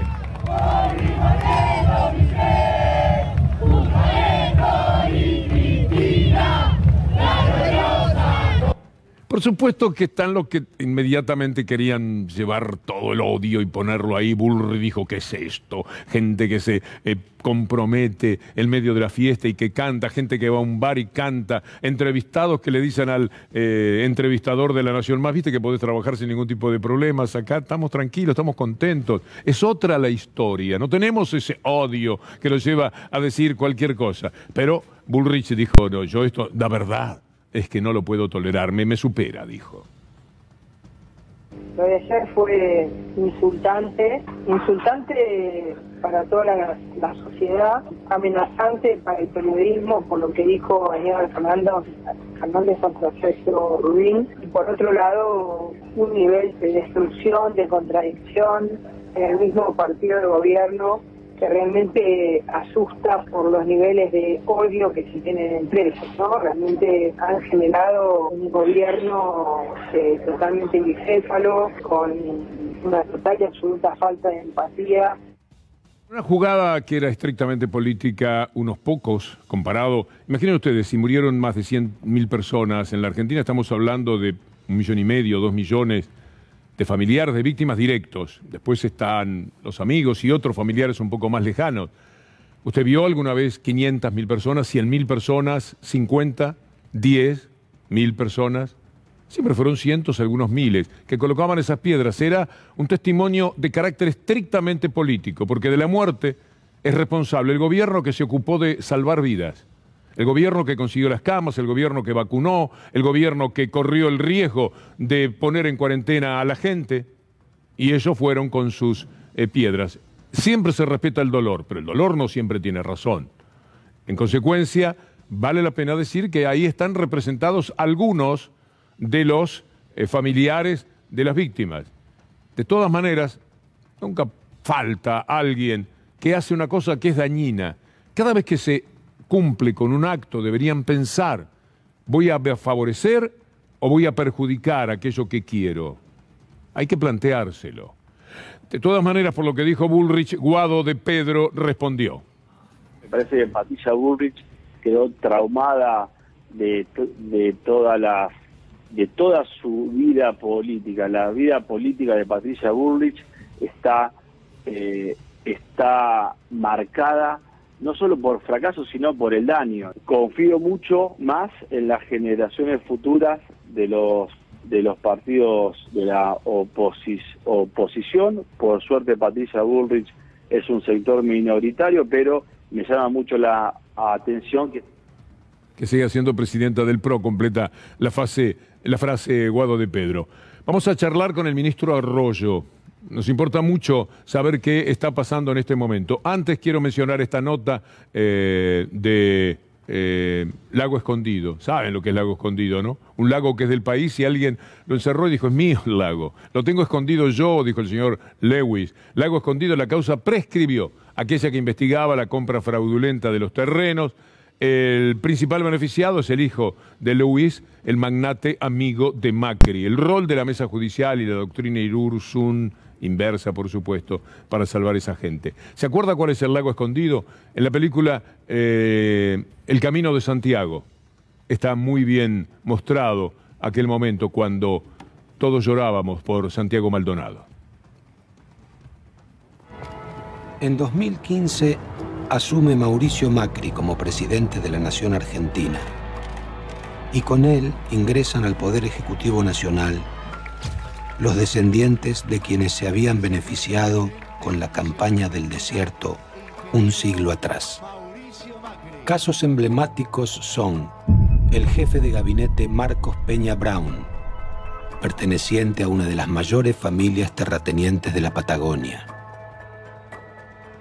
La ministra de Seguridad de la Nación, Patricia Bullrich Luro Pueyrredón, descendiente de Adolfo Bullrich, uno de los mayores beneficiarios del remate de tierras de la sangrienta campaña. El embajador argentino en Estados Unidos, Fernando Oris de Roa, bisnieto del teniente coronel Lino Oris de Roa, uno de los militares que con mayor crueldad arrasó con los pueblos originarios. Vale la pena recordar un poco esa película. ¿Cómo le va? Ex ministro Arroyo, disculpe que todavía... Por favor. En la idea de uno sigue siendo el ministro. Y como ministro, ¿qué balance? Primero que logramos sostener la paz social en un contexto tan difícil de pandemia. Hemos logrado sostener la paz social. No se dio en varios países de América Latina. Y yo creo que ahora viene una etapa de reconstrucción, ¿no? Para mí la reconstrucción pasa, por un lado, por transformar planes sociales en trabajo. Por otro lado, por avanzar en la urbanización de los barrios. Tenemos 4.400 barrios que hay que urbanizar en Argentina. Y por otro lado, 54% de pobreza en los más chicos por tener los jardines de infantes que nos faltan. Yo veo que es como un tiempo de vincular derechos con trabajo. Es el derecho al hábitat, a la vivienda, y es un montón de gente trabajando. Es el derecho a la primera infancia, que los chicos vayan al jardín, y es gente trabajando en la construcción y maestras jardineras. Me parece que hay una etapa de reconstrucción lo que viene ahora. Tenemos muchas preguntas aquí. ¿Cómo va, Lauti? ¿Todo bien? ¿Cómo fue esa marcha hoy? Muchísima gente, la verdad. Muchísima gente el día de hoy. Tardó muchísimo en desconcentrar. Obviamente convocada por la CGT, pero también había... ¿Trajiste material? De gente en pie. No para hoy mismo, pero sí para procesarlo. Para mañana, sí, bien, y para contar algunas cosas más. Era importante que esté, porque por ahí lo podían agredir. Y está bueno mandar un periodista. No, mucho cariño, mucho cariño. Tenemos que hacer una pausa y después conversamos con Daniel Arroyo, candidato a diputado en la provincia de Buenos Aires. Se habla de retrotraer precios al 1 de octubre. ¿Serían 1.200, más de 1.200 productos? Sí. Sí, la idea es retrotraer precios el 1 de octubre, consolidar lo que ya era precios cuidados, 670 productos, agregar de la lista original de los 1.200 que nosotros mandamos otros 900 productos, más lo que es precio super cerca, también incorporarlo y con eso consolidar una canasta básica diversa, porque este es otro concepto también que queremos dejar en claro con todo. No se trata de pensar siempre que en alimentos hay consumos suntuarios. No. Es el derecho de los sectores de ingresos medios, de los trabajadores, de los sectores humildes, de poder consumir tranquilamente los últimos 3 meses del año. Por eso hablamos de una canasta diversa, amplia, de 1.650 productos. Feletti, ¿a ustedes le manifestaron que estaban sorprendidos, como lo hicieron ante los medios de prensa, por este congelamiento, el pedido de congelamiento, que no da resultado en ninguna parte del mundo? ¿Eso fue lo que dijeron? A ver, 2 cosas. A mí no manifestaron esa situación de sorpresa, porque cuando yo planteo la aceleración de precios que se da en la primera quincena de octubre es incontrastable. Digo, no voy a dar marcas, pero tenemos subas de precios entre 10 y 25% en la primera quincena de octubre en latas de conserva, tomates, arvejas, los tenemos en café, lo tenemos en higiene personal, lo tenemos en artículos de limpieza. Entonces, esto es incontrastable y esto es lo que pensamos que tiene que retrotraerse, estabilizarse por 90 días y aprovechar qué es lo que va a pasar aquí. Un escenario de mayor nivel de consumo que ellos van a aprovechar por cantidad y no por precio. ¿Qué tienen miedo a vender más los empresarios? Porque una vez que, digamos, entran en este circuito, los precios cuidados, precios que en realidad llegan para la gente, van a vender más, obviamente. Muchas empresas han valorado la experiencia de precios cuidados porque le permitió colocarse en la góndola de un supermercado, que nunca eso es muy fácil. Yo creo que estamos hablando... A ver, de la reunión de hoy hubo muchas declaraciones en favor del acuerdo de parte de las empresas y yo no tengo motivo para descreerlo, por eso abrimos este compás de espera de unas 12 horas más. Yo creo que tiene que haber vocación de acuerdo porque, insisto, estamos hablando de un universo, como decía antes, de la lista de productos que mandamos, 47 empresas tienen el 72%. Es decir, estamos hablando de un universo de empresas de las más poderosas. ¿Cree que vaya a haber desabastecimiento frente a este congelamiento de precios de tantos productos? No tendría por qué haberlo, primero, porque ellos tienen capacidad instalada. La capacidad instalada en la Argentina hoy es del 62% la utilización. Es decir, que hay capacidad instalada, no hay necesidad de ampliar la capacidad instalada. Hasta el 80% no tendría que haber estrangulamiento de problemas de abastecimiento. Y segundo, tienen la posibilidad de un mercado de consumo que se va a ampliar porque hay más gente en la calle, hay más movimiento, tienen la posibilidad de aprovechar ese mercado de consumo sin mucho esfuerzo. Aparte, piensen que estamos hablando de un acuerdo con las empresas más poderosas del país por solo 90 días. Felipe, ¿cuál es la parte del eslabón que está fallando, que registra los abusos, digo? Y tendríamos que discutir en enero las condiciones que están. Tendríamos que volver a discutir las condiciones en enero. Yo digo, a ver, cuando hay mercados oligopólicos o monopólicos y se dejan los precios librados, bueno, en general el consumidor no la pasa bien. Esto pasa en la Argentina y en cualquier parte. Nosotros queremos impedir que eso pase. Es una intervención positiva del Estado, respetando la rentabilidad de las empresas, pero para que haya una expansión del consumo. ¿Pero quiénes son los responsables de estos abusos de precios, digo? ¿Supermercadista, algún otro eslabón? ¿Quiénes son los que se abusan y ponen los... Les pido que sigan atentos a lo que está diciendo Feletti, por si me equivoco. Tengo la sensación de que no hubo acuerdo. Sigue argumentando por qué tendría que haber acuerdo. Esperemos un poquitito y mis compañeros de producción están escuchando para ver esto y enseguida conversamos dentro de lo posible con Daniel Arroyo.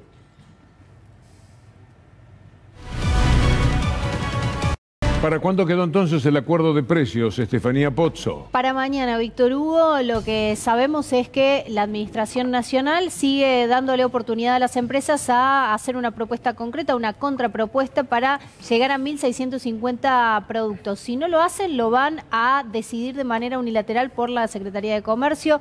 Me lo acaban de comentar fuentes oficiales que lo harían a través de una resolución. Y ahora Viro un poco y convierto esto en una pregunta. ¿Qué se juega en esta negociación con las empresas y en el acuerdo de precios en particular? Para mí la clave es estos 1.600 productos, tener claro el precio hasta el 7 de enero. Gran parte del problema hoy es la falta de referencia. Yo voy a un barrio y me agarra alguien y me dice, mirá, esto acá sale 40, acá sale 90, acá sale 260. Yo veo no solo el tema del congelamiento, sino la referencia de precio como un punto clave, saber dónde estamos parados. Junto con eso, empezar a generar mecanismos para mejorar. Lo que dijo Feletti, que hay más actividad económica, esto es así. Si tenemos una referencia de precios, hay más actividad económica, va a empezar lentamente a mejorar la cosa. Con lo cual, ¿usted es optimista? Yo sí, yo creo que podemos revertir la elección de noviembre. Está claro que fue un llamado de atención lo de septiembre. El llamado de atención fue decir, no me alcanza, la tengo complicado, está difícil. Se han hecho mejoras. Esto realmente yo, de los 1.600 productos, lo veo como muy importante.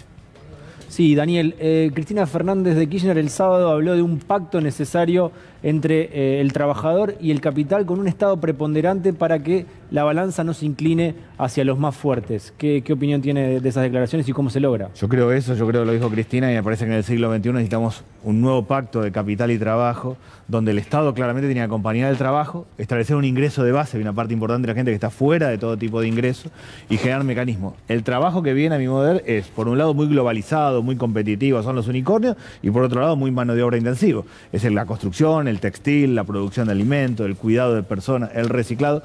Me parece que cuando Cristina en su momento habló del contrato social y ahora que habla de una nueva articulación capital-trabajo, son los ejes los que tenemos que ir para adelante. Todo está fundamentado en la cuestión económica, dice usted. ¿Cómo se sienta la gente el 14 de noviembre?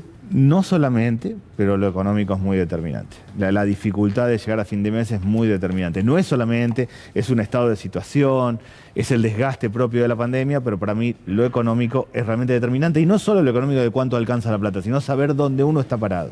Gracias, Daniel. Un gusto. Por la tolerancia, además, porque al final con la aparición de Feletti y todo esto nos quedamos sin el tiempo. Allí está Gustavo Silvestre ya listo para presentar Minuto 1. Se pone en marcha nuestro buque insignia, como decimos en la programación de C5N. Nosotros volvemos encantados de la vida mañana, si Dios quiere. Hasta entonces.